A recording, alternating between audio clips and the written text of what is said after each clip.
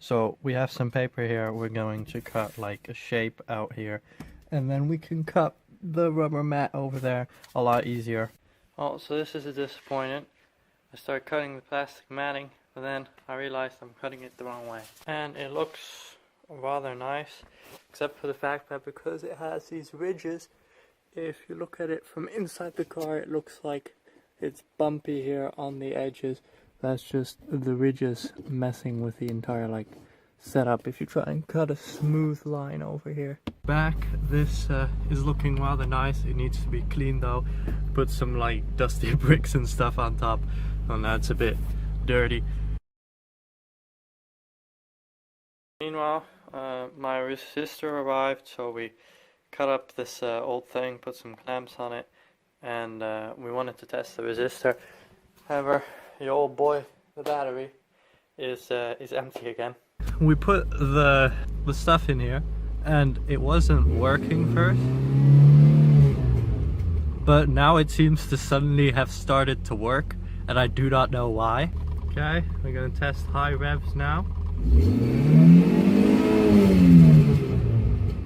Now there's one last thing that I need to test, and that's that the dial goes back down, and I don't think that will work.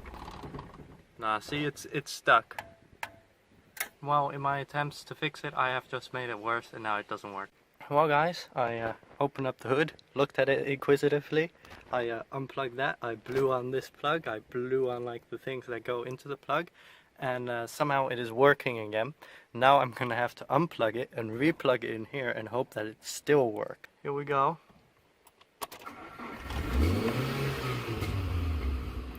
It works. Okay, so I took out the speedo to try and fix it. We think that maybe we can change the internals so that it works slightly better, hopefully. Probably not going to work out. But in the meanwhile, this fell off. This is the fuel gauge. So I don't know if it's broken. It doesn't appear to be broken. But like, I don't know how to get it back on. Turn this over here, 45 degrees. Well guys, we just went for a test drive. They have like a, not really a speed gun, but just like a measurer that says how fast you're going and like don't drive too fast. So we went there, and the first couple times it was not working. Our whole idea of moving the spring, that was just bad. So we put on the, like when the spring was in neutral mode, we put this dial on like this, about halfway here, and then we moved it over and then increased it about 30%. We at least got the right speed at 80. All the dials now work, and we just have to clean this up a little bit. Just mud and dust here. This entire car is mud and dust. And then just pop on the cover and we're set. Okay, so I put this back on with a lot of effort, and 2 screws need to go down here. But I momentarily can't find my screwdriver, and I have a fear that it might be like in here somewhere. So I'm gonna desperately try and look for it, but else we have a really big problem. Okay, in a stroke of luck, I managed to find it. It just happened to fall next to the car. It would have been really shitty if it was in there, because this has to like be pulled in like 2 directions to put it back on. I need, oh boy, ready for a drive. I just realized that if I want to access this, I probably have to remove this, and that's partially stuck under this panel, so we're gonna remove it again. All our effort is for nothing. Okay, we've literally gone into worst case scenario. We have to like unscrew and take out basically the entire dashboard just to access this one little vent. It's ridiculous. Now showcase the utter destruction I have brought as I take apart everything just to access this little thing here.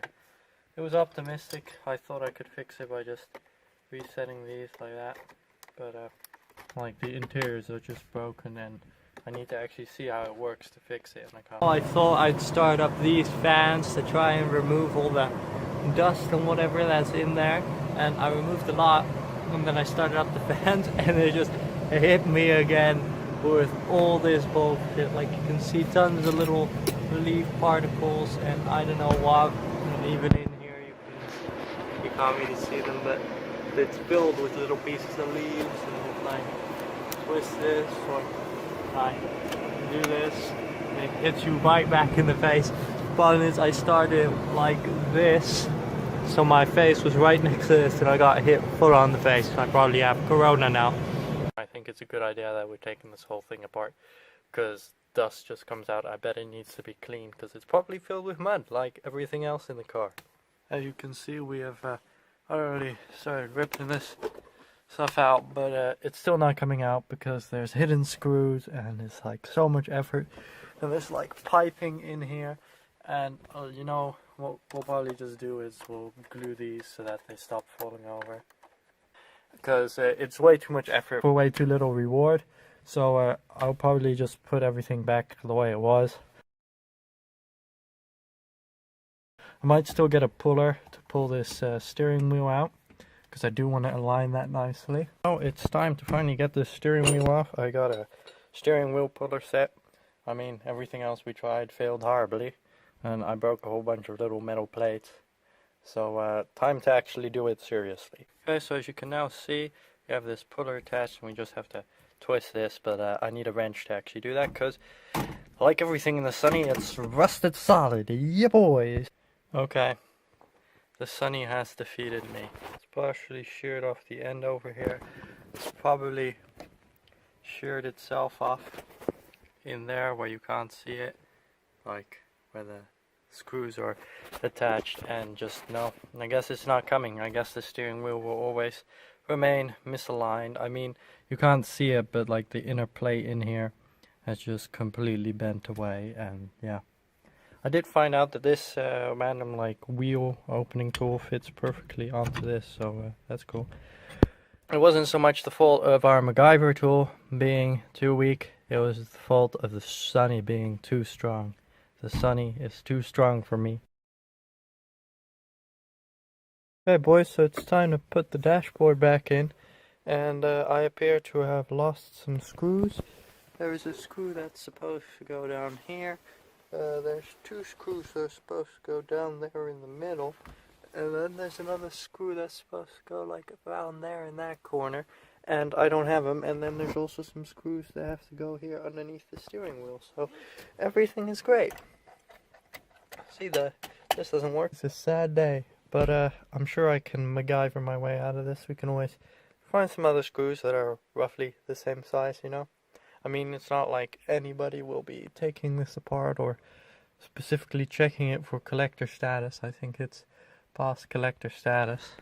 I mean, too many modifications. News is, I managed to find a screw that's sort of similar, if a little bit shorter, but that fits in the hole, so we're gonna use those. The bad news is I only managed to find 5 of them, so hopefully that's enough, but I don't believe so, because we need 1, 2, 3, 4, 5, 6, and possibly more. So yeah, we're gonna see how it goes. Well, they fit, and now the dashboard is fully attached to the back, and I just have to install all the parts.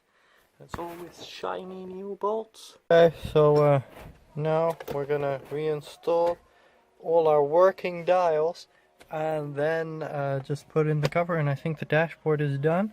I mean, the horn works again, although my dad got sort of annoyed because I kept screwing it in and then the horn got stuck and it just horned for like a full minute.